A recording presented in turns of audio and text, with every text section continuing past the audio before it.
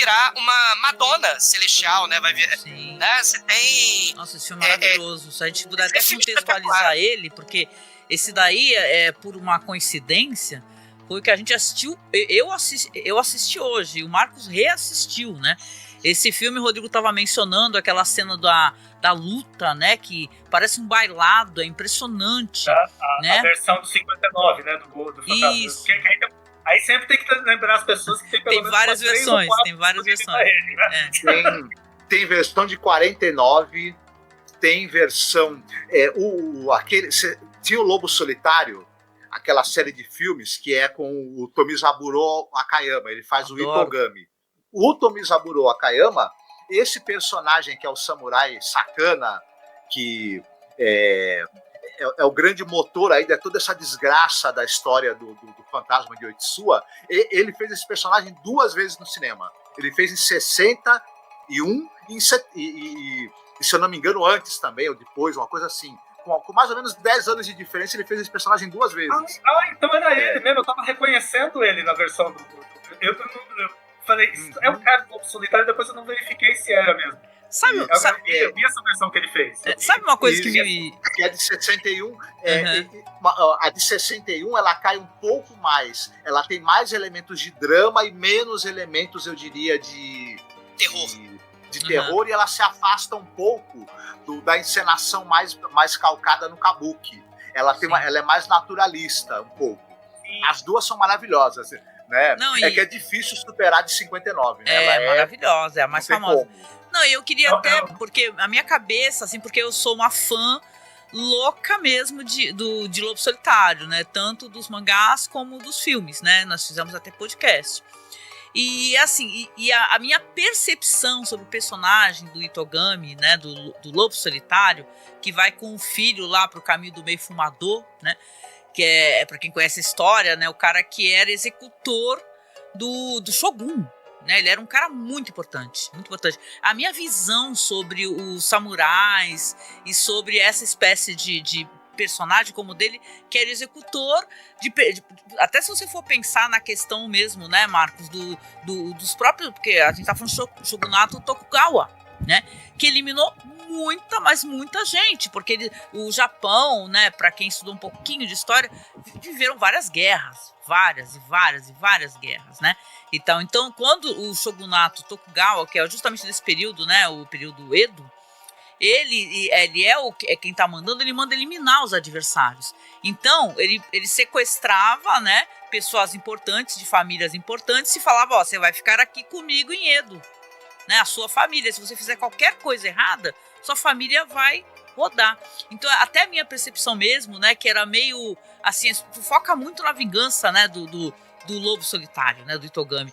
Mas você lembra quem é esse personagem dentro daquela história, né? Que é um cara que ele é o braço do poder para eliminar, né? E tal, né? E depois ele perde, né? Esse cargo, tentam acabar com a família dele, porque tem uma outra família importante que quer, né? Mas é interessante, sabe? Toda essa questão histórica mesmo, sabe? Uma questão, a gente falou da questão da justiça, né? Esse período de justiça, né? O que é justiça? Né? Tá tudo cagado, tá tudo destruído, guerra civil para todo lado. Mas também a questão do destino, porque as coisas estão traçadas. Então você tem, por exemplo, uma coisa muito interessante, foi um dos primeiros podcasts que a gente fez, foi o Izo, do Takashi Miike. O Izo é um avatar da violência, que é na figura de um samurai, o arquétipo da violência no Japão, e ele vai num crescendo de violência, quebrando quarta parede, ele vai desde o período ancestral, milenar, lendário, até os dias atuais no filme. É tipo um Highlander samurai, né? Se bem que o Highlander, né, dependendo de como você for ver, né, a cultura pop e as influências, né? Mas o Izo, ele tem esse crescendo até os dias atuais. Será que o destino está traçado? Será que, se a gente pensar no Edo Lúgubre, né? A gente tem muitas histórias de passado, de flashback, e como os personagens do presente, né, da história, como eles vão lidar com esse passado e como eles vão se responsabilizar pelas ações deles, né? E muitos, o Lobo Solitário, né, você tem essa questão do destino, sabe? Será que ele é inevitável? Será que ele vai lutar até a morte? O destino dele é morrer pra acabar com a injustiça do mundo? Ou matar o senhor feudal canalha, o shogun canalha, né?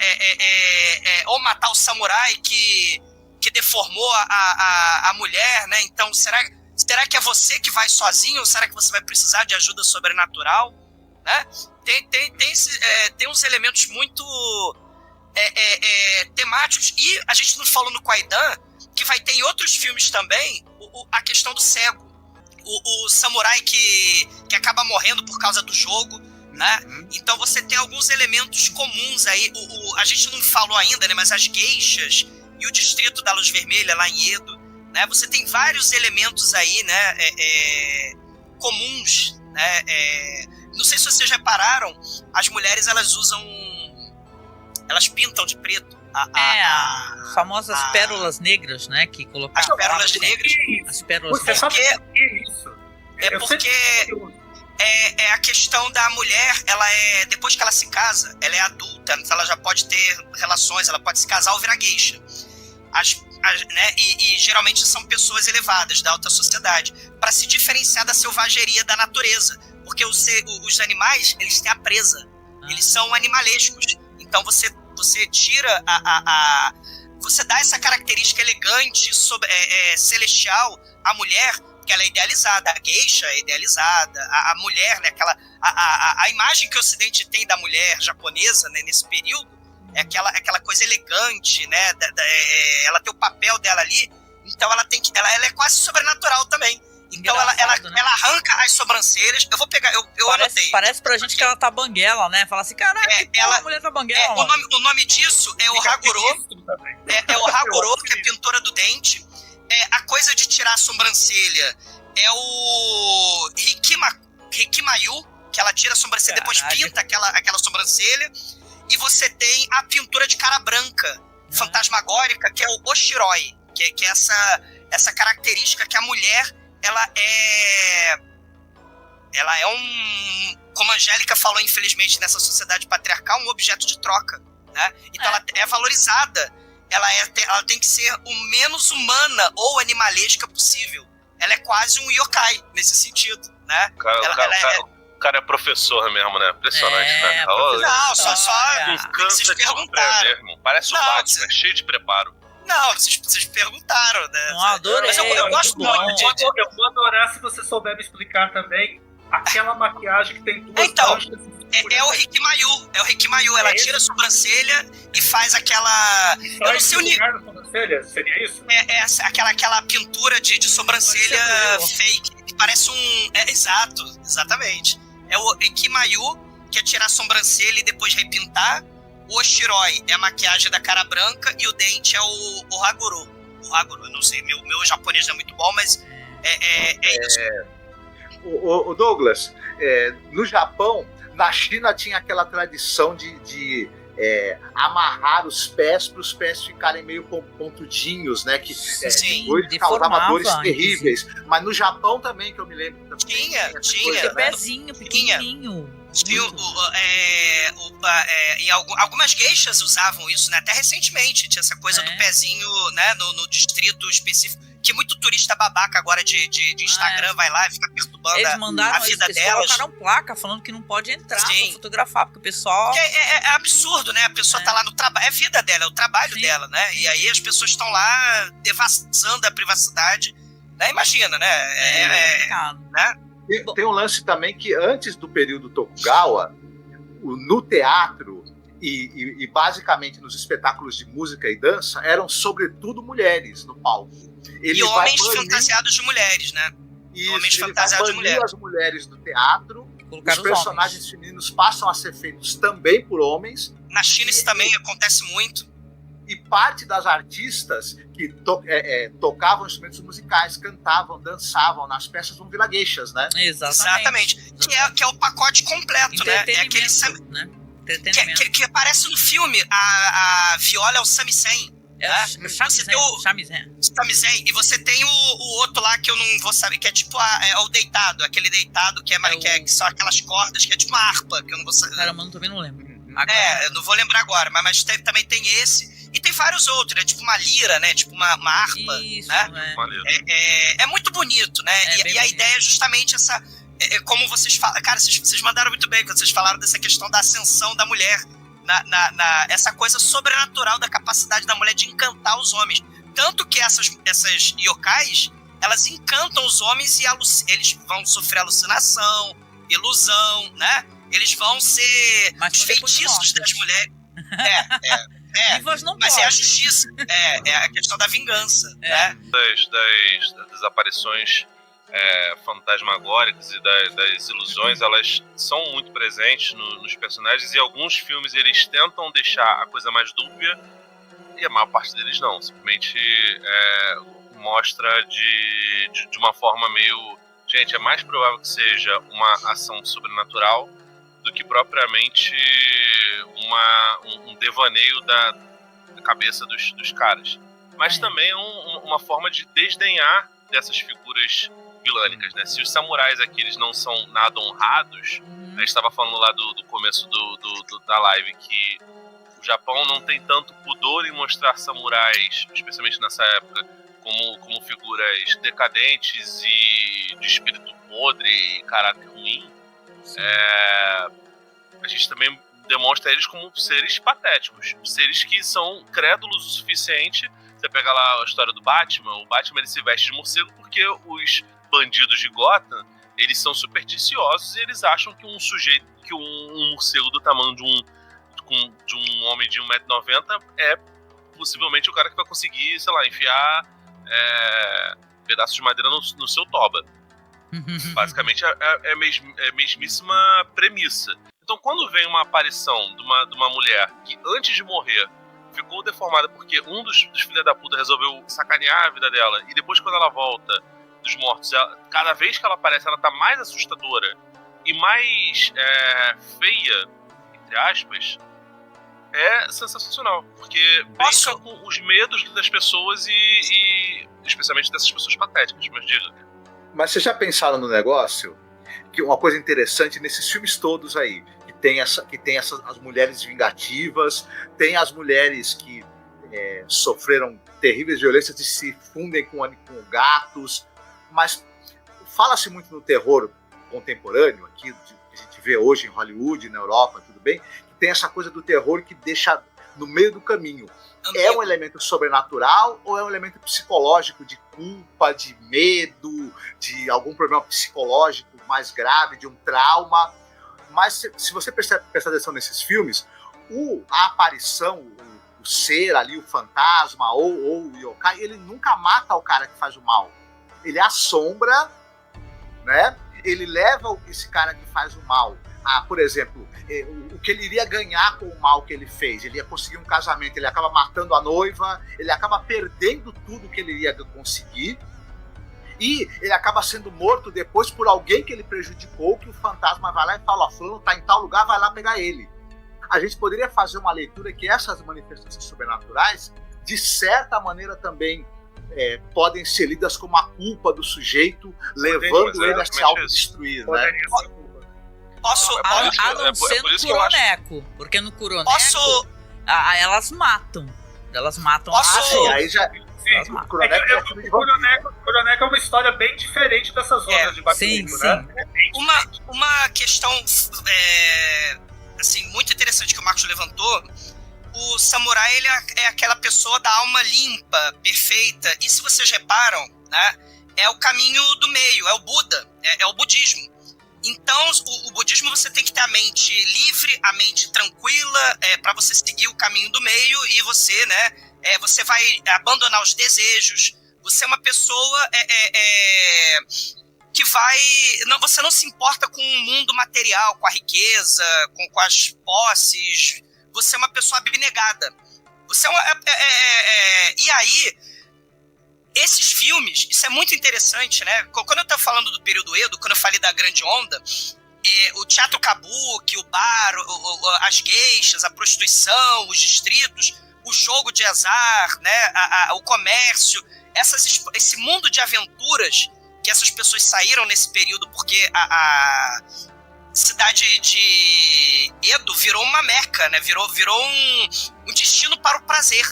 virou um destino pra você extravasar, extrapolar, transar, né, ser rico. E aí eu queria puxar um dos meus filmes favoritos, que é o Contos da Lua Vaga.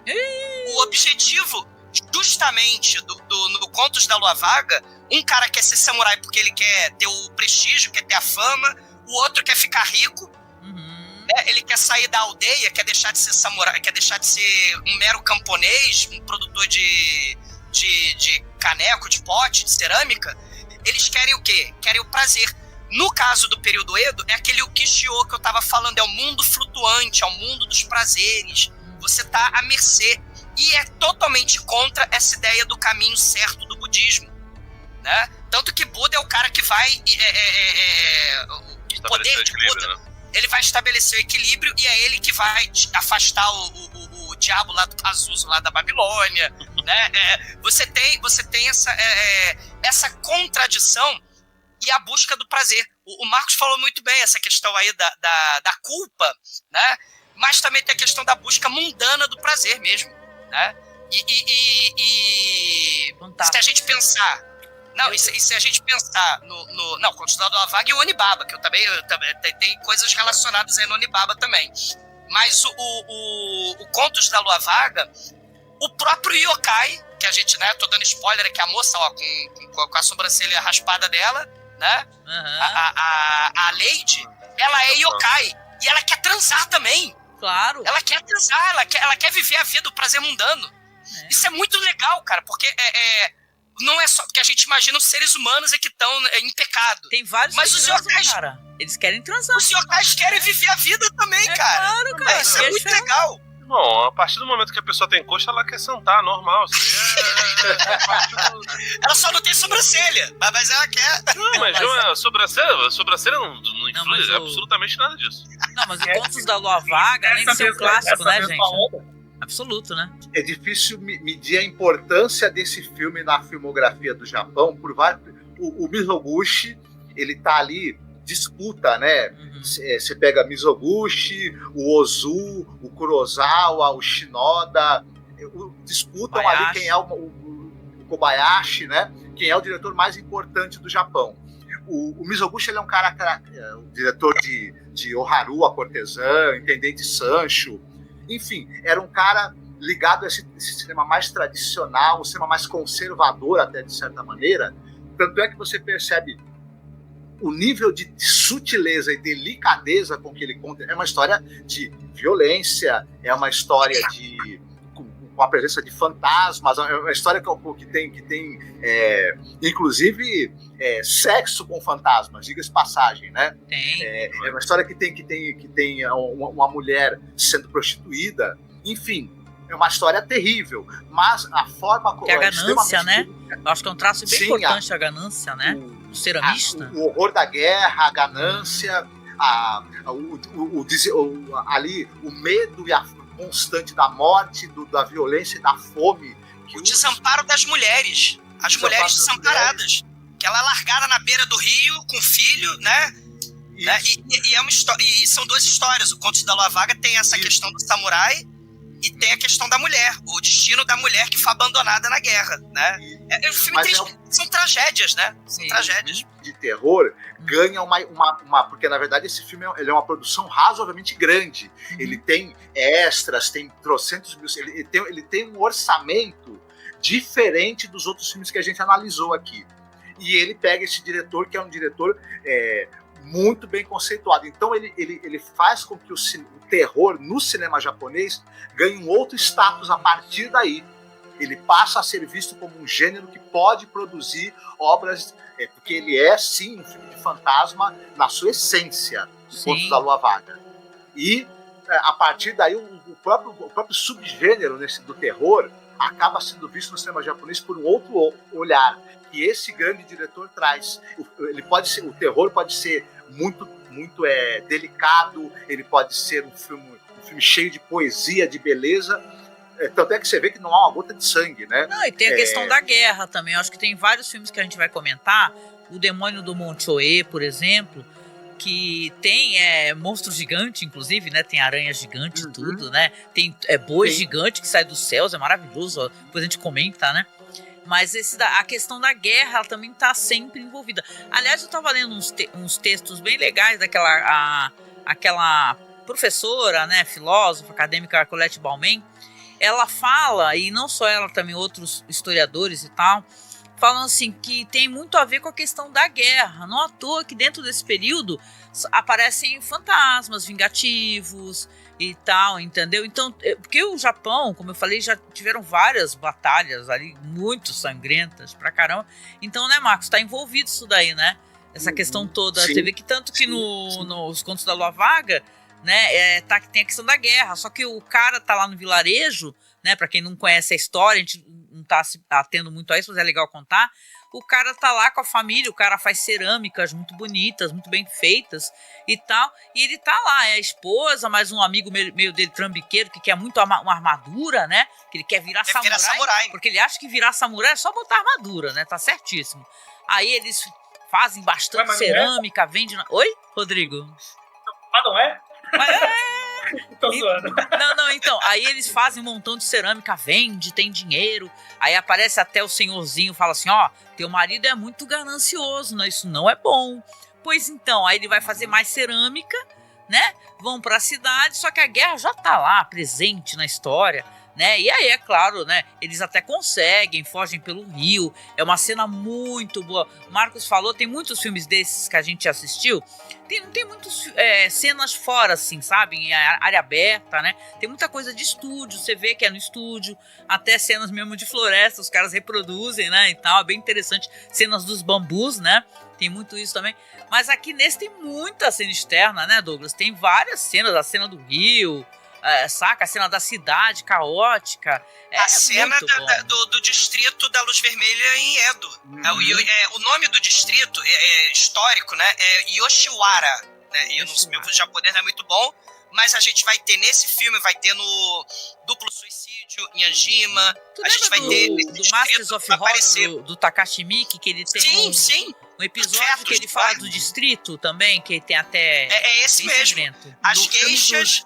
Dos yokais também, o cara quer expulsar o pessoal para poder construir uma espécie de distrito da Luz Vermelha também, né? O Masters of Horror que a Angélica falou é o imprint, né? É o imprint, as mulheres geishas, né? Elas vão jogando fora, vão jogando os fetos abortados ali e vai promovendo os espíritos, né, da vingança ali naquele fosso. Sim. Porque tem um nome. O nome do fosso, inclusive, é o fosso do Dente Preto. Por causa das geishas que usam dente preto. Com aquele fosso, a água é mais escura, né? Então você tem o Yoshiwara e o fosso, né? Bem feudal mesmo, né? Bem da fortaleza do Daimyo, né? Aquela coisa da... Olha aí a Samara, que é uma filha descartada no poço. Exatamente. Olha o poço. Só que eu falei fosso, O velhinho, tem uma das versões do velhinho que é morto, que jogam ele no poço.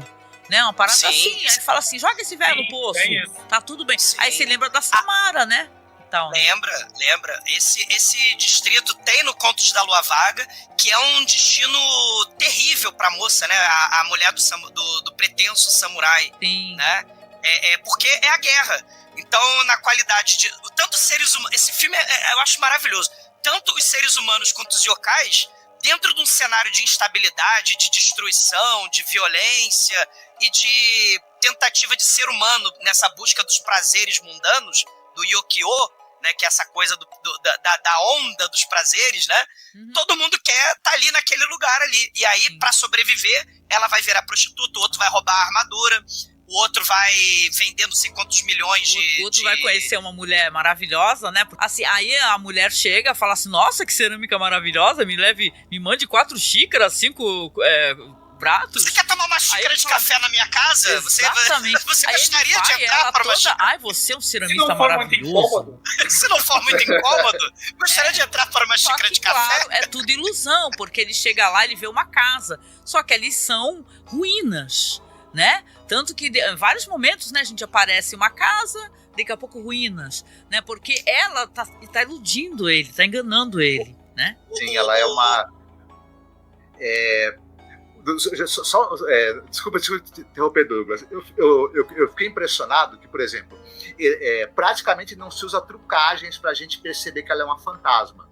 O que eles usam, os movimentos dela são quase que uma dança. Ela se move de maneira ela parecer muito leve, quase flutuando. O que a dificuldade e o que isso deve ter tomado de ensaio e quanta força você precisa imprimir no movimento para ele parecer ser muito leve, né? Como se o seu peso do seu corpo não estivesse ali. Eu ficava vendo aquilo e falando, nossa, essa atriz, ela me pegou. Fantástica. O samurai precisa ter o quê? O samurai, o guerreiro, né? Ele tem que ter a consciência. Então o filme, a gente falou de destino, de busca da justiça, a gente tem que estar o quê? Centrado, com consciência. E a perda da consciência, seja pela luxúria, seja pela cobiça, seja pela fome, pelo medo, né? A gente vai ver porque de todos eles, a pobre da mulher que ficou na beira do rio é a que se lascou mais, né? Então a gente tem essa perda da consciência. E aí o mundo é uma ilusão, ou o mundo material é uma ilusão, ou o mundo espiritual é que é o real. Sabe? Esse filme brinca com isso de uma forma tão legal. Tão, sim. O personagem da senhora, né, falecida, e a sua criada, de certa maneira é o mesmo personagem que vai aparecer na Noiva do Inferno. Sim. Né? Sim. Outro filme maravilhoso, gente. E o flashback, o passado, né? Também sempre tem essa questão. Os arquétipos estão ali, né? A criada, o servo, a geisha, o samurai, o camponês lascado, né? A gente tem esses arquétipos, então as histórias, por isso que a gente tá achando meio parecido, porque são o arcabouço cultural, assim, do Japão. A gente tá falando de histórias de terror bobinhos, mas não é isso não, muito pelo contrário. São milênios de história ali, de séculos, de história que culminam nesse terror que é fantástico. Até por ser baseado em contos antigos, cara, é bem natural que seja desse jeito. Fala, eu Rodrigo. tenho que comentar uma coisinha, que, na verdade, assim, fazendo uma costura agora, a partir de uma coisa que o Marcos estava comentando, da respeitabilidade, né? Cineastas como Kurosawa, outros, qual o diretor do Contos da Lua Vaga mesmo? É o Mizoguchi. Mizoguchi. Não vou saber pronunciar. Kenji Mizoguchi. Isso. Que da coisa da respeitabilidade de um diretor com outro renome, dando uma outra carga de respeitabilidade para filmes. O velho história do terror ser uma coisa menor, né, e tal. Mas aí me fez lembrar do detalhe de uma coisa, um filme que imagino que nem estava na lista e eu não ia comentar ele, mas eu tive que lembrar dele agora. Várias coisas que vão se repetindo nesses filmes que a gente viu, né? O fantasma que quer se vingar por alguma coisa muito injusta que aconteceu, normalmente com um fantasma feminino. A coisa do fantasma, que o Marcos comentou, do fantasma não matar diretamente, ele cria ilusões que levam o cara a destruir tudo aquilo que ele queria, tudo aquilo que ele gananciava e tal, e que inclusive leva inocentes a morrerem nessa vingança também, né? E nem algumas pessoas que as ilusões provocam a morte não tem nada a ver com a história. Então tem uma ambivalência aí também. Todos esses elementos de como a vingança sobrenatural é feita, que aparecem em vários desses filmes, tudo isso o Kurosawa colocou na adaptação dele de Macbeth no Trono Manchado de Sangue. Então, basicamente, Kurosawa transformou Macbeth em uma história de fantasma ao estilo desses filmes do gótico que a gente tá vendo, né? No Trono Manchado de Sangue. Perfeito, porque são tragédias. Essas histórias são tragédias. A lógica da tragédia. De Blanco aparecendo pro Macbeth, criando ilusões que faz ele matar pessoas que ele não devia matar, que ele não era para ele ter feito. O que é justiça? As 3 bruxas que se transformam numa única yokai. O que é destino? É perfeito. Shakespeare. Ele pegou, universal. Ele poderia transformar Shakespeare em uma história típica japonesa mesmo, de fantasmas, de yokais. Então, e é lindo. Não é à toa que as pessoas falam que os críticos dizem que é o melhor Macbeth que foi feito. Não sei se porque eu gosto de muitos deles. Mas assim, eu consigo colocar um ao lado do outro.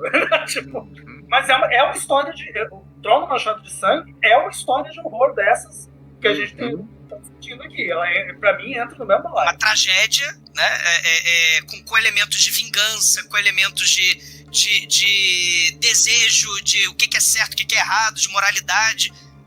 Perfeito. Temas universais, né? E o Japão nesse... só que assim, a roupagem desses temas universais pro Japão, pra gente, né, é muito legal de ver, porque é algo tão... Se a moça com a boca pintada de preto, as geishas, os yokais de guarda-chuva, são coisas tão alienígenas, vamos dizer assim, mas que a temática é tão familiar, porque é o sofrimento, é a cobiça, é o sentimento de justiça, né, de alguém, da criança sofrendo, da mulher sofrendo. Então são coisas universais, mas numa roupagem alienígena e com um clima de terror, de anseio, assim, né? Porque é um sofrimento universal, mas com o yokai, com guarda-chuva flutuante, assim. É muito interessante, né?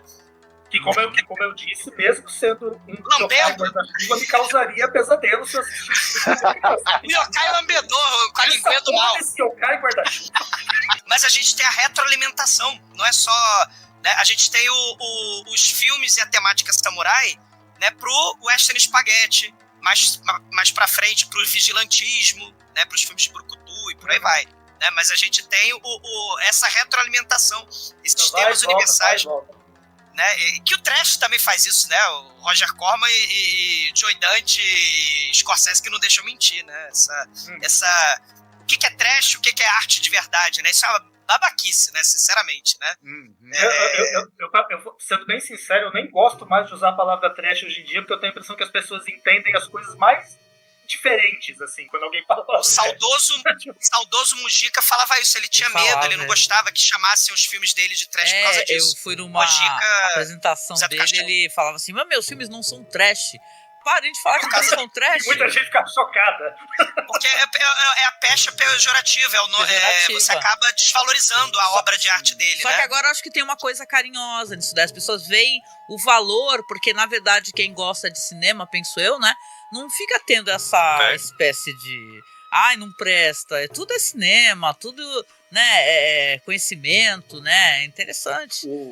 E o Roger Corman dizia que aqueles filmes que ele fez, inspirados no Edgar Allan Poe, com Vincent Price, ele fala que aqueles são os meus filmes de Bergman, de Fellini, aquela é a minha versão do que seria esse tipo de cinema, né? E mesmo. Eu concordo com ele. E são os dessa época são sérios, cara. Não dá pra você falar que não são. Assim, mas é diferente, porque, por exemplo, o lance da teoria dos filmes camp e até a forma como eles conversam com o cinema LGBT, especialmente da teoria queer, é mais ou menos essa ressignificação do que a gente entendia por cinema trash. Óbvio que assim, a gente já tá aqui com um dos sócios fundadores do Pod Trash. E de forma nenhuma a gente vai usar o trash como uma parada depreciativa. Ao contrário, a gente ama, inclusive, os filmes que são toscarias, porque é a parte da forma como você utiliza para poder fazer cinema. E a realidade, cara, é que assim, se a pessoa quiser ser anacrônica e analisar a arte da maneira mais porca possível, ela vai olhar para vários aspectos visuais e narrativos e não vai entender. Assim, boa parte dos filmes que a gente tá falando aqui, eles não são filmes exatamente divertidos. Não é um filme para você ver com galera na sexta-feira à noite. São bem melancólicos, inclusive. Até coloquei no thumbnail, são melancólicos. Pois nenhum deles, sei lá... né, que vai fazer todo mundo dormir, com certeza, né? E aí as pessoas vão chegar e vão dizer, eu dormi, então era ruim. Ai, dó. Não, se você dormiu, você não viu. Se você dormiu, você não assistiu. Não, e cara, tem filme pra toda sorte de momento também, né, cara? Porque assim, tem filmes que são mais densos e que você precisa ver com disposição, cara. E normal, assim. É que nem... Tem gente que fala que não consegue ver filme preto e branco e não consegue ver filme do cinema mudo porque não consegue entrar na atmosfera. Tudo bem, tá? Eu acho até que faz sentido em certos pontos. Até pelo fato de a gente ter hoje redes sociais que causam hiperestímulos, superestímulos o tempo todo. Você pegar um filme do expressionismo alemão, você não vai conseguir se alimentar daquilo ali como foi pensado para ser feito. Até porque a gente não tem uma sala de cinema em casa. Tudo bem, ok.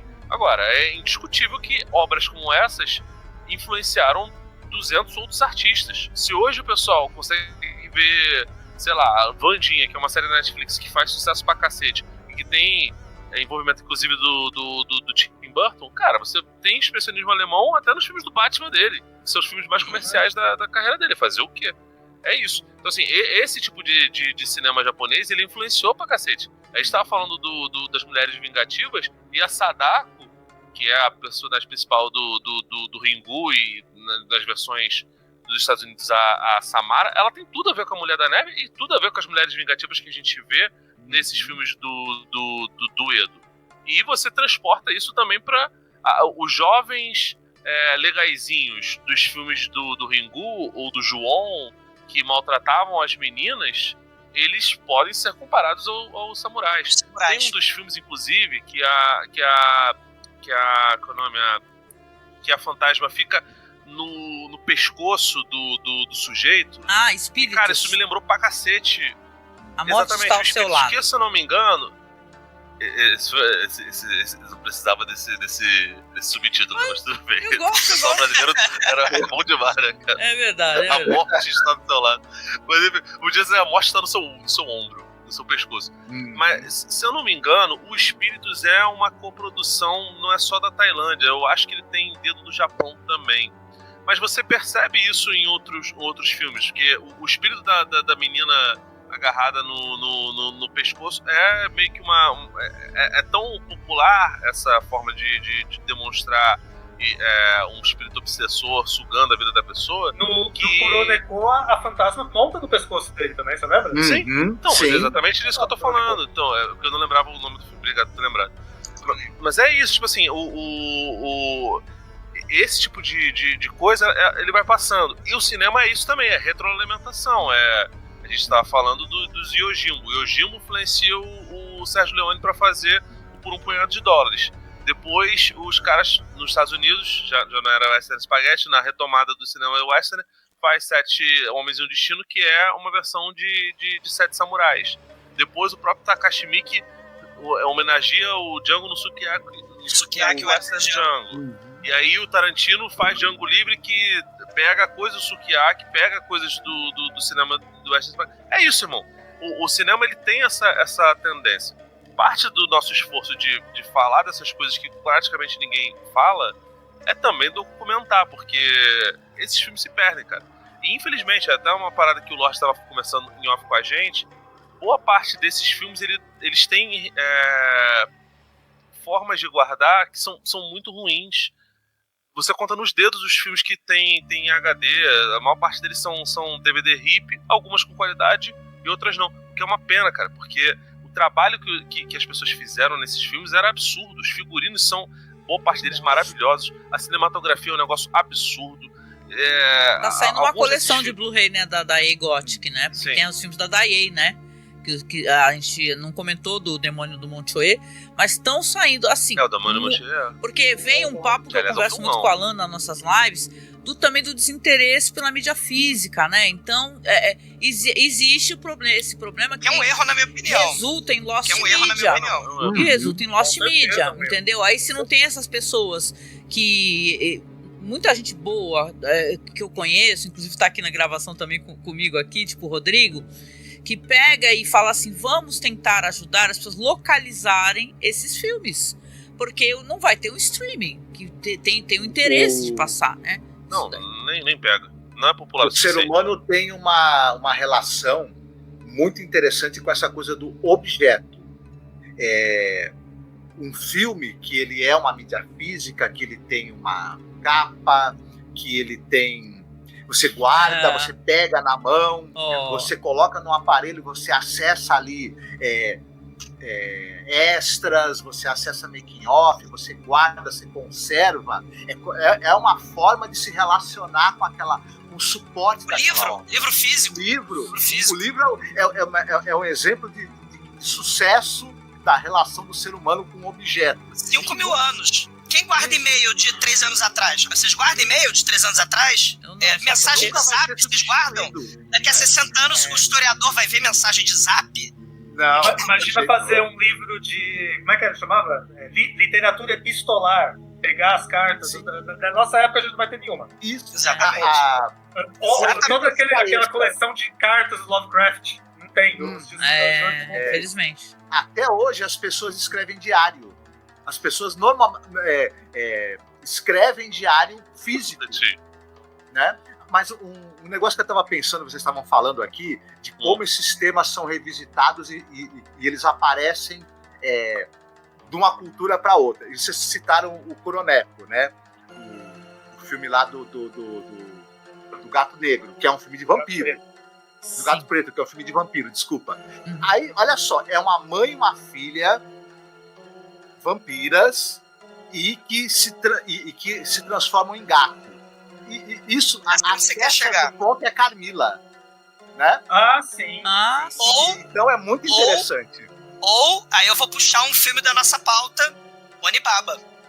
Onibaba. Boa. Porque o Onibaba você tem a guerra, a destruição, a fome, e duas mulheres, a sogra e a esposa, elas não têm nome. Eu fui lá procurar no MDB qual é o nome das personagens.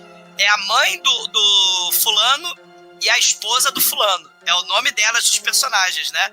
E é uma história fantástica. Eu adorei esse filme. Fazia... 20 anos, eu acho, que eu não vi esse filme. Caramba. O Onibaba. É maravilhoso. É terrorífico, né? Onibaba, né? Traz todas as coisas que a gente tem falado. A questão da guerra, da pobreza, da fome. Né? O erotismo. Você falou do Pinkwega, eu queria puxar o Pinkwega, porque esse filme é dos anos 60 ainda, não é 70. 70 vai ter a galera mais solta, né? O Império dos Sentidos aí, vai ter o Grande Labirinto, que eu também tem puxei pra pauta. Tem pauta. Que é como é que é? O terror no banho turco. Que eu postei lá no terror. Que esse tem bastante. O gato fantasma do banho turco. Exatamente, que tem sacanagem no filme. Então, o Onibaba, ele vai pegar o horror da guerra, vai pegar a fome, a destruição, e o que essas duas mulheres sofredoras, porque no final das contas é sobre o sofrimento das mulheres, 90% desses filmes, né? Sim. E como elas vão lidar com esse mundo horroroso, escabroso, né? E como você vai lidar também, lembrando das cenas fantásticas, espetaculares do filme, quando elas ou estão pescando, ou estão jogando samurai no buraco para roubar a armadura, ou quando elas estão querendo transar, você tem a grama fazendo a onda. O mundo dos prazeres, isso que eu quero que vocês entendam.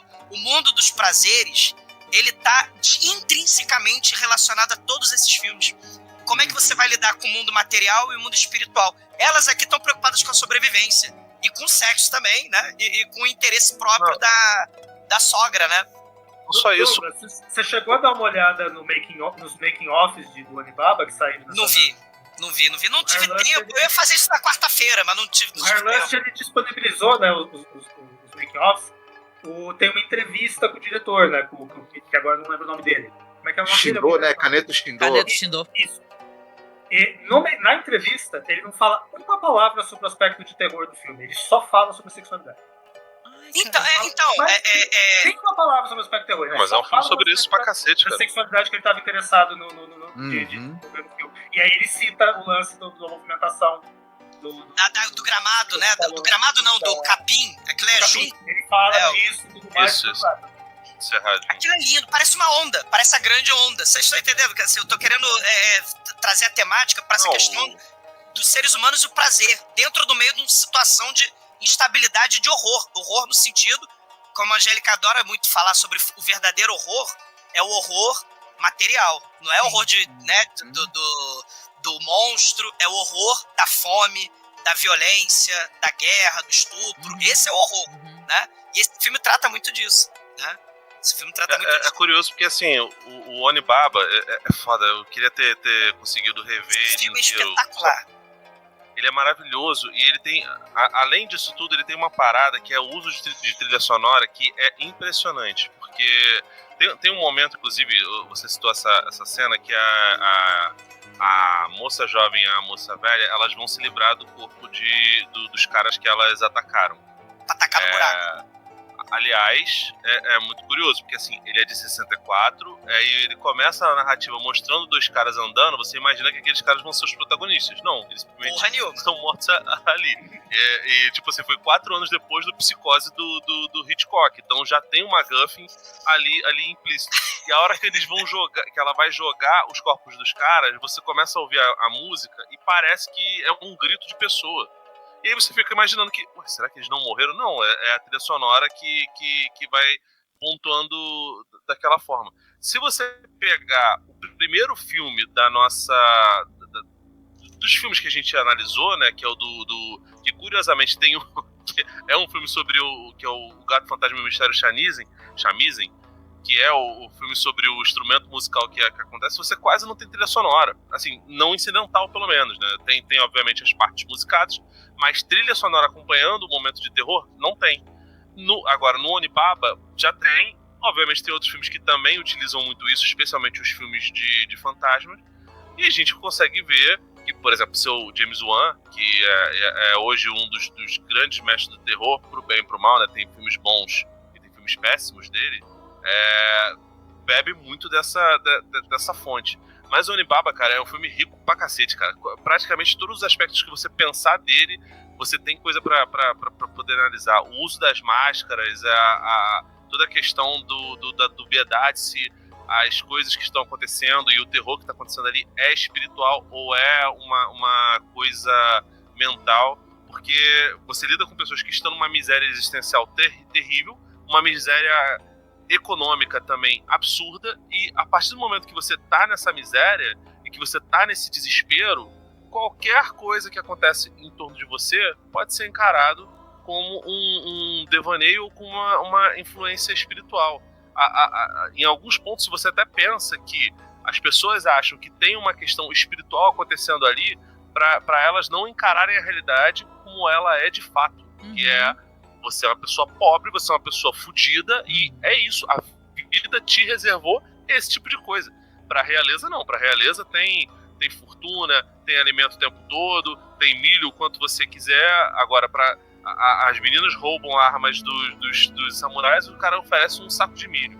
Mas fala pra mulher mais velha: se você quiser dormir comigo, eu posso te dar um saco maior. E ela fala que não, que ela tem necessidades físicas, tá? Mas ela resolve não simplesmente... E a questão idealizada, né? A cena-chave do filme é o encontro dela com o samurai com a máscara, né? Essa velhinha, né? A sogra, né? Ela... Você tem aquela visão do samurai como alguém perfeito e fantástico, né? Eles estão se matando, estão se destruindo. E elas estão tentando ganhar um saco de milho, né? No processo. Sim. A máscara: eu sou um cara lindo, maravilhoso. Vocês lembram, né? Eu sou um cara lindo, maravilhoso, sou o melhor samurai, um rosto angelical, eu sou perfeito. Aí quando ela consegue tacar o sujeito no buraco, né, e pegar a máscara, aliás, é fantástica a cena dela descendo, é como se ela estivesse descendo pro Jigoku, pro inferno, né? Sim. Que aí você tem lá o fosso com o esqueleto, aí é o terror mesmo, né? E aí ela desce lá e pega a máscara, vê que o sujeito tá todo carcomido, destruído, puído, fudido. É o horror da guerra, só que você tem a aura de perfeição, né? Você tem a aura de invencibilidade, o samurai, aquela aura que foi totalmente destruída aqui no Onibaba, né? Desde o começo, a cena inicial que você falou, os samurais, vai tudo pro buraco, né? São os merdas. São os merdas, mas ela vai usar, aí vem a questão do budismo, a questão da religiosidade, né? Do karma. Ela vai usar a máscara pra assustar a moça com medo do inferno, pra ela não ir transar com o sujeito. Porque senão ela vai pro inferno. Então ela finge que ela é um yokai e ela tá lá na porta, assim, tipo um espantalho. Anti-sexo, um espantalho Não, é o bicho antivuco, né? Mas é impressionante porque, assim, a gente tá falando de um país que, obviamente, não tem tradição... extremamente conservador. É um país conservador, beleza, mas... ao mesmo tempo muito erotizado mentalmente, né? Muito. Tá suprimido. Tá suprimido, e quando extravasa é aquele jato de sangue que você vê em anime. Porque tá suprimido. E isso é uma parada bem típica do Japão mesmo. Como a gente tava falando lá do mangá documentário do Virgem de 30 anos, assim. são números alarmantes de pessoas que não têm vida sexual. Sozinhos. E que a partir do momento que elas precisam extravasar, elas extravasam das maneiras... Se você for ver, cara, o conjunto de pornografia japonesa é um negócio... É um leque absurdo.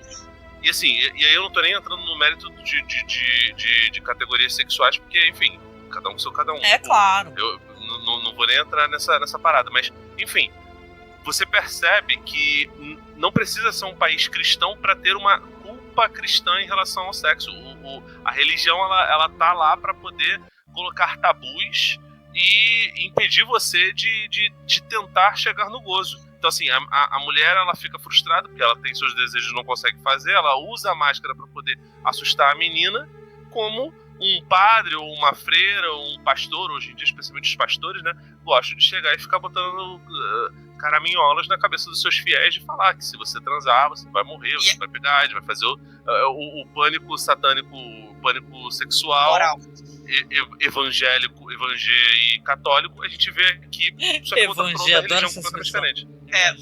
O objetivo é material, né? A velhinha, ela fala, ó, você pode até transar com os outros, mas quando a guerra acabar, porque eu preciso de você, que eu sou velha, eu não consigo carregar os caras pra tacar no buraco. É claro. Eu preciso de você pra me ajudar.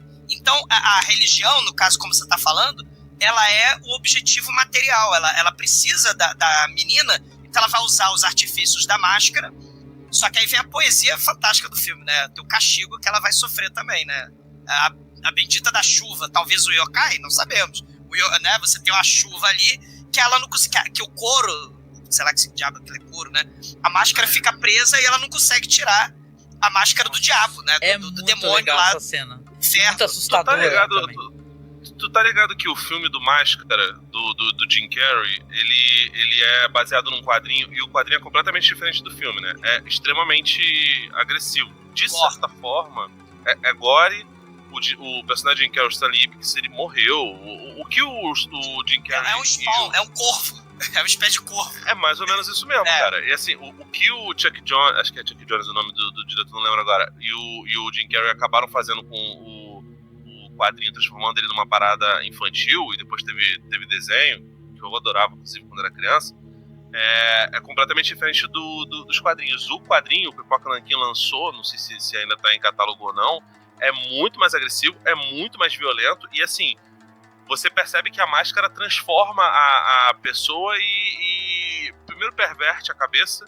Não se tem uma noção da origem da máscara, muita gente considera que seja uma manifestação do deus nórdico Loki, mas é mais uma teoria do que o segundo filme lá, O Filho do Máscara, ele assume isso como como canon, mas o filme é tão merda que, enfim, não dá nem pra não falar. Sim. Mas assim, que, aliás, não teve podcast, ou teve? Não teve. Claro que não. Porra. Uma hora eu acho que deveria ter. E se tiver, me chame. Agora, porque Acho que eu era dois, adoro. Acho horroroso, Filho do Máscara. Mas assim, claramente tem uma referência a essa questão do Onibaba, que não é só a parte da questão dúbia, reside aí, especialmente, porque a máscara que o sujeito usava, ele usava a máscara para poder proteger o rosto dele que era deformado, ou ele colocou aquele ali enquanto ele estava normal e ficou entorpecido pela máscara, e aí, a partir disso, o rosto dele começou a se deteriorar. Porque isso acontece também com a menina. Ou será que foi uma grande coincidência? O retrato de Dorian Gray, você tem essa coisa da decadência depois do desejo, né? Você tem esse castigo. Os desejos materiais, né? Aí você falou de culpa cristã. Mas a gente tem isso também, porque no budismo, o desejo é a razão de todo o sofrimento do mundo. O objetivo do budismo é acabar com o desejo, né? Então, você tem esse conflito numa sociedade extremamente conservadora. As necessidades físicas, sexuais, materiais das pessoas estão aí, né? E como a sociedade vai estabelecer isso. E o filme Onibaba faz isso de uma forma... É que no fim é a máscara que no final das contas ela é o seu verdadeiro rosto. Ela não esconde Olha, o seu rosto, ela revela. Não fazia ideia revela. que tinha esse background no Máscara. Não, Onibaba, olha, a gente tá falando. No teatral, Marcos, a máscara é justamente isso. No jargão do teatro, a máscara não é pra esconder, a máscara é pra revelar. Pra revelar, né? Que legal, O que legal. Marcos, ele não é só um corpinho bonito, não, cara. É muita coisa nossa, tem jeito. Eu quero saber quem é que vai falar aqui, porque assim, nós assistimos, não sei se todo mundo conseguiu assistir, o Demônio do Monte Oê. Eu achei Caralho, do Esse eu não cheguei a caramba. ver. Esse tu não chegou a ver? Mas o Marcos quer comentar um pouco. Esse filme é fantástico, gente. Fantástico, Demônio do Monte Oê. A gente tá falando de filmes melancólicos, e sim, vários têm essa melancolia, essa tristeza, coisa da vingança. Esse também tem, mas esse tem aventura, tem batalha, sabe? Esse é um filme que realmente você vê que é uma superprodução, né? O Demônio do Monte Oê, né? É do mesmo diretor da Mulher da Neve, né? O Tozuko Tanaka, de 60, né? E é o seguinte, é uma mistura de gêneros, né? Porque você tem o filme ali você tem muitas características. Você tem o cajuzão. Você tem o filme de monstro, de kaiju, você tem o filme de samurai, né? Com toda aquela coisa de conflitos entre clãs, traições. Você tem essa coisa do cara que tem o amor perdido, né? Tem uma forte história ali de amor versus honra, etc. também, esse elemento. E o elemento da presença do demônio lá do Monte Oê, do ser sobrenatural, que meio que, de certa maneira, tenta manipular ali as pessoas para ter uma vingança também. E tudo isso junto num filme que ele abraça todos esses elementos juntos e funciona muito bem. Ele é um filme de aventura muito bacana. Tem bastante. Me lembrou muito filmes chineses, aqueles filmes chineses de aventura. Ele é um wuxia japonês. Ele me lembrou muito. Uhum. Ele me lembrou. Os efeitos também, clássico tokusatsu, os efeitos. Né? Esse eu vou confessar, por causa né, eu não tive muito. Eu vi ele no 3x, né? Eu vi ele rapidinho. Tá. O fato dele começar com. Ele mostra 4 invencíveis, aí depois ele mostra 2 samurais. É muito legal. É Power Ranger quase, né? É meio Super Sentai. Inclusive, não sei se vocês estão ligados que o Super Sentai vai acabar agora. A última temporada vai ser essa que tá agora. Oh, meu Deus. Sério mesmo? É sério. Frenético. É um bagulho histórico e, pra mim, negativo, né? Mas enfim, ele começa mostrando esses 6 guerreiros, né, os 4 guerreiros invencíveis mais 2, que eu agora não lembro exatamente quais são, atacando um sujeito, e aí a demonstração que eles vão atacar esse sujeito, que na verdade é um demônio, é que ele tem um braço peludo. E aí eu fiquei, cara, quando eu bati o olho, eu falei, caraca, irmão, isso é um lobisomem, isso é um furry, eu fiquei meio... Meu Deus, aí você vê, na verdade é um yokai. E aí, meu irmão, a parada, esse é o ponto de partida, e depois eles mostram uma história meio comum e mostram esses personagens chegando até aquele ponto. Cara, é sensacional, porque assim, os efeitos deles, do fato do bicho ser todo peludo, meio furry mesmo, porque tem sensacional. Parece um boi gigante. O que é aquilo? Um bisão? Não sei se é um búfalo ou se é um boi, mas, cara... Ele sai das nuvens, gente. É uma cena do caramba. Porque, assim, começa com uma mulher que ela tá tendo que se apresentar com uma dança para um pessoal que você vê visivelmente que ela tá ali muito triste, né, e tal, porque parece que ela vai ser vendida, emprestada, não sei, para um outro homem para se casar. E aí sai dos céus um ser gigantesco, né? E os caras atiram as flechas. Tem até um lance, né, de uma deusa que eu acho que dá uma flecha encantada, né? E o cara atira. Isso. Mas isso é mais pra frente. Mas o lance é que, assim, toda a história, por mais fantasiosa que ela seja, ela tá falando de questões políticas. Por quê? Porque quando o filme começa, tem um cara, um daimyo, falando assim, não me importa se o povo sofre ou não, se é pobre ou não, isso não me importa. Eles vão dar tantos quilos de arroz pra mim, porque é o que eu exijo, entendeu? E quem não der, vai morrer ou vai apanhar, que seja, e tal. Então tem uma coisa política nesse filme interessante, para além da fantasia. Eu acho que ele é muito ambicioso. o demônio do Monte Oê. Porque vai ter esse negócio, aí ela vai para um outro lugar, aí vai ter um cara lá que ele quer muito ser o chefe ali dos samurais, só que ele não conseguiu se provar. Tem um lance amoroso ali, porque sim, rola um romance, a mina é apaixonada, vai com o cara lá para tentar enfrentar esse terrível demônio do Monte Oê, que é uma mulher. Aliás, tem um cara assim que eu achei os caras todos gatos desse filme. Porque todo mundo tem lápis de olho, tá todo mundo muito maquiadão, lindão. Aí o cara só gostoso. Aí o cara assim fala assim, eu vou lá, né, e tal. Aí ele fala assim, mas meu irmão, se você for, né, como é que eu fico? Esse cara não vai querer casar comigo, porque ela queria casar. E tal. Mas assim, tem toda uma trama.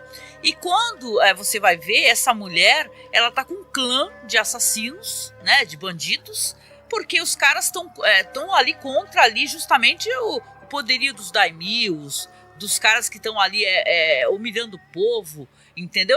Olha, cara, é uma história fantástica. É muito Homero.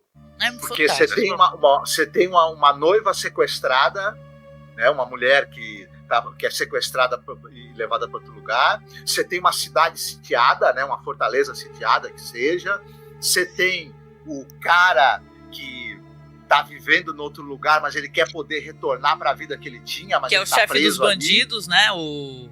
Tem o cara que é o chefe dos bandidos, que ele é um mega blaster da história, assim. Ele é o cara mais poderoso. O cara mais foda. Então, eu vi esse filme no 3x. Por quê? Porque eu tive que fazer escolhas pela falta de tempo, né? Não problema. E esse tem quase 2 horas, cara. É foda. Ele é então, grande mesmo. Eu escolhi o outro. Tinha esse, eu achei ele parecido. Porque eu faço assim, antes de ver o filme, eu faço um 3xzinho rapidinho pra ver como é que, né? Eu senti a pegada do outro, que é o Lago do Demônio. Não sei se vocês viram o Lago do Demônio. O Lago do Demônio é o seguinte, você tem o lago... Será que eu assisti tanto Demon Pond. Não vi. Esse eu não vi. Demon Pond, né? O Lago do Demônio é o seguinte, né? Você tem um dragão embaixo do lago. A vila tem um daimyo também, malvado e tal. Tem os yokais, com uma princesa yokai também ali na floresta. E tem o seguinte, a vila do lado do Lago do Demônio tá passando por uma seca terrível, porque ninguém tem coragem de ir lá no bendito do Lago do Demônio, porque tem o dragão do mal lá embaixo. O marido da bruxa, ele tem que tocar um sino, porque senão o dragão vai lá e vai inundar a cidade. Então ninguém pode ir lá na lagoa. Então a cidade passa por uma seca terrível. Nossa, que horror. E esse dragão se chama Tarcísio, por acaso? Pois é, né? É um dragão dourado. Desculpa a piada. É o dragão... não, mas total, né? Mas é um dragão dourado. E aí a bruxa, eles querem sacrificar a bruxa, por isso que eu achei parecido, né? Eles querem sacrificar a bruxa para esse dragão, para justamente não ter mais a questão da seca, que eles sofrem com a seca. E aí o marido da mulher e um amigo dele, que é um professor de história, que chega lá, um arqueólogo, né? Ele chega ali na cidade também, e eles tentam resolver o problema.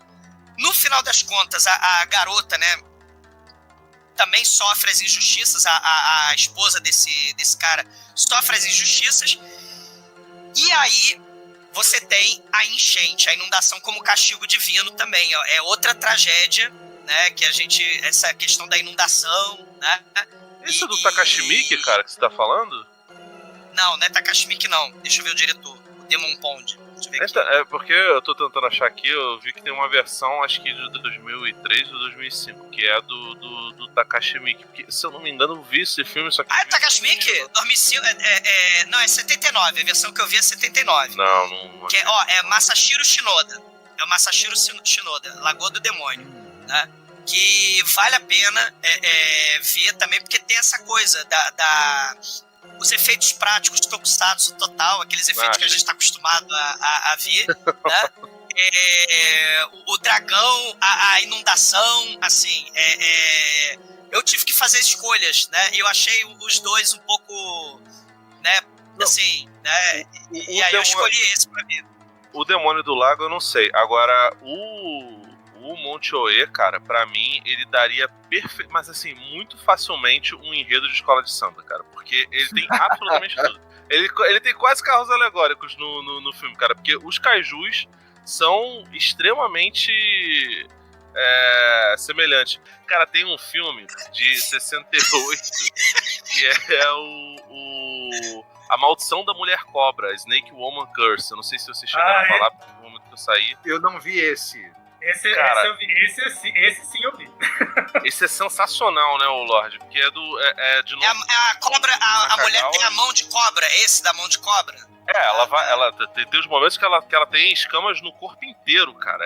Na verdade, ela mais fica criando ilusões pra fazer com que os caras pensem que outras mulheres são cobras e acaba aquela velha história de revelar exatamente. os caboclos, né? Tem um dos 60, esse é dos 70, né? Dos anos 70. Não, esse é de 68. É do 68. mesmo ano do Monte Oê. O que acontece? Ele acaba fazendo uma brincadeira, né? Que é o fato de... Que é basicamente isso que o nosso... Aliás, no mesmo ano não. O Monte Oê é de 60 e esse é de 68. Que é basicamente isso que o Lorde Velho tá falando. De, eventualmente, transformar a percepção dos caras que estão com as suas namoradas ou concubinas, seja lá o que for, em percepção de que aquela pessoa tá na verdade, com uma pele de cobra, né, cara? Mas, cara, é muito doido. De novo, o Japão feudal, ele mostra um senhor de terras bastante cruel. Ele toma as terras de um camponês e força a esposa e o filho de um dos camponeses, né, a trabalharem como serva da tecelagem dele, né? E a partir daí começa um monte de situações.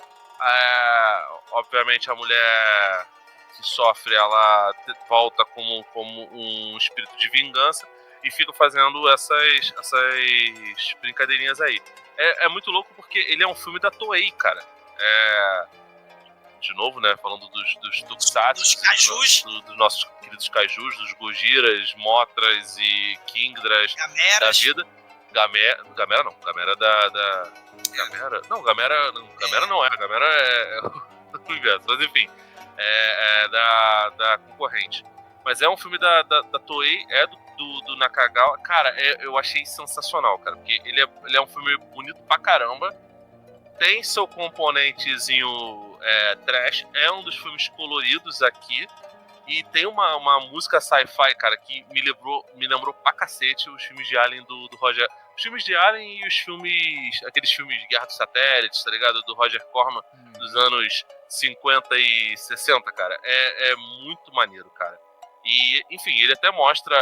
Me parece que é um filme mais voltado pra um público mais estrangeiro, cara. Porque a vila onde os personagens estão, que é a Vila de Onuma, é um lugar ocidentalizado, né? As pessoas usam roupas como as dos Estados Unidos, da Europa, né? Ele mostra lá um homem idoso andando na sua carruagem, né? Implorando pro latifundiário não tirar ele do seu poder, e esse sujeito acaba morrendo e começa toda essa tragédia que eu descrevi. Cara, é muito doido, porque assim, você percebe desde o começo, a gente tava falando lá do Onibaba, que os personagens são todos tarados, e aqui, cara, é um negócio bizarro, porque o latifundiário, ele olha de maneira muito lasciva pra filha desse cara, né, do Yasuki. Cara, é muito, muito louco. A personagem principal, que é a Asa, ela tem muita urgência, né, obviamente dentro daquela... Eu não diria que é estética, mas assim, a narrativa, ela acaba sendo meio que refém da sua época, no sentido de só dar urgência e agência pra mulher a partir do momento que ela se torna vítima, né? O que pra mim é um negócio lamentável. A Angélica apontou muito bem lá no começo do podcast, e é isso mesmo que o pessoal acaba fazendo, né? Infelizmente, pra você ver a mulher tendo algum nível de protagonismo, só apelando pro lado sobrenatural, de novo exotizando mulher, né? Sabe uma coisa curiosa? Veja, eu não sei quanto de conteúdo erótico vocês já consumiram referente a esse assunto, né? Quase nada. Não que veja bem, eu seja uma grande buscadora disso. Mas sabe, eu gosto, é uma coisa minha, de analisar como a mulher ela é vista e como ela se torna objeto sexual e como isso atrai o homem dentro de certas culturas. Eu tenho essa coisa. Japão? Eu sou feminista. Não, mas sabia que as mulheres lá, até quando elas estão no trampo mesmo, lá naquele momento, é sempre os sons é de sofrimento, de saca, não é uma coisa que ela tá... eu não sei como falar isso sem parecer sacanagem aqui, o chat ficar falando que eu sou uma véia tarada. Nada disso, mas é interessante se analisar. Até tem uma moça... Uma moça que foi num programa de auditório, ela até imitou como é que as minas têm que fazer para os caras se sentirem bem, entendeu? Então é interessante tu analisar por esse aspecto também, que é uma coisa cultural, entendeu? É um gemido de submissão, não pode ser um gemido não é de prazer e de... Isso, você está no comando da situação, então é interessante. Mas isso é geisha, isso aí é a lógica da geisha, isso aí é a lógica da submissão criada para servir.